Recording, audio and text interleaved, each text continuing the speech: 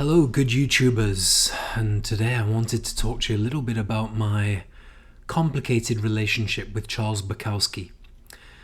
And I say complicated because years back when I finally did my master's degree in English, I wrote my dissertation on Charles Bukowski.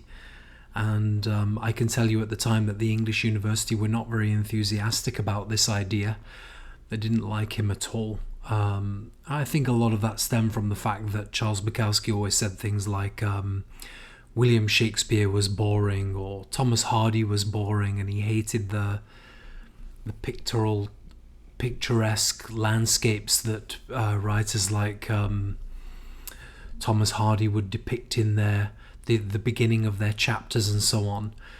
And many times long before I embarked on the Masters, when I went into bookstores and bought collections of Bukowski's poetry, didn't matter where I was. I could be in California, I could be in England, in the UK. I would often be challenged by the staff who were selling me the books, saying, do you like Charles Bukowski? He's a little bit of a misogynist, and so on and so forth.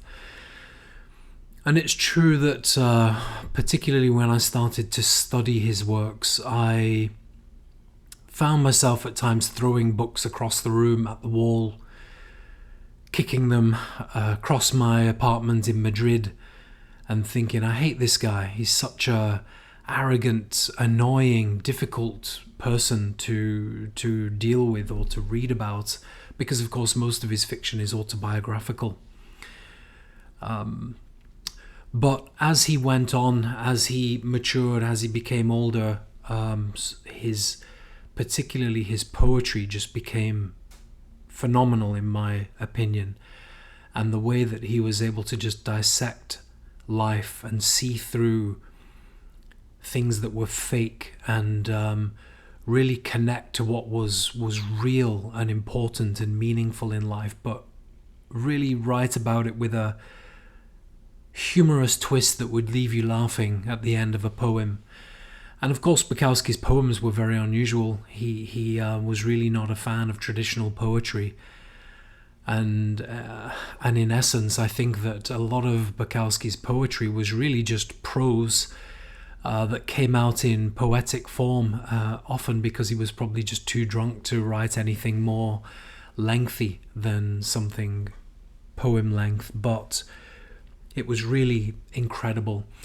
And so I would certainly recommend picking up some of his later collections of poetry, some of those, like a collection called New Poems, for example, or What Matters Most is How Well You Dance Through the Flames, How Well You Dance Through the Fire.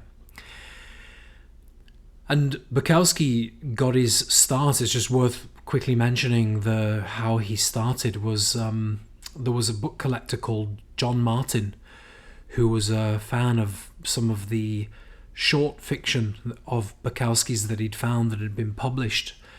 And what he did was he formed a little publisher called Black Sparrow Press, and he formed this with the idea of just simply publishing Bukowski and nothing else. And he contacted Charles Bukowski, who was working at the post office, the United States Post Office at the time, one of his many, many jobs that he flitted in and out of. And John Martin offered Charles Bukowski $100 a month for the rest of his life if he would quit his job and focus on writing. And so Charles Bukowski sat down and did a little bit of a calculation, and $100 a month was less than he was earning in his job, but he realized that he could actually get by. He could just about pay his rent and buy enough food to get by and give it a go. And in fact, in 3 weeks, he wrote a book called Post Office, and that was published, his first ever novel. And the rest, as they say, is history. So pick up Post Office. It's considered by many as the greatest LA novel. Some people compare that to Ask the Dust, and I will do another video on Ask the Dust by John Fante, who in fact was a writer that Bukowski had discovered earlier on through reading in the public library in Los Angeles, but John Fante's books were all out of publication, and through Bukowski pushing on this, in fact, Black Sparrow Press eventually republished all of John Fante's books, and Ask the Dust you may know because it became a famous film starring Colin Farrell and Salma Hayek. But anyway, get out there, buy some Charles Bukowski, read it, let me know what you think. Let me know if you hate it, let me know if you love it. But for me, once I started reading Charles Bukowski, it was very difficult to read anything else for a very long time. And that was why I devoted so much of my time to it, including my studies. Chat to you soon.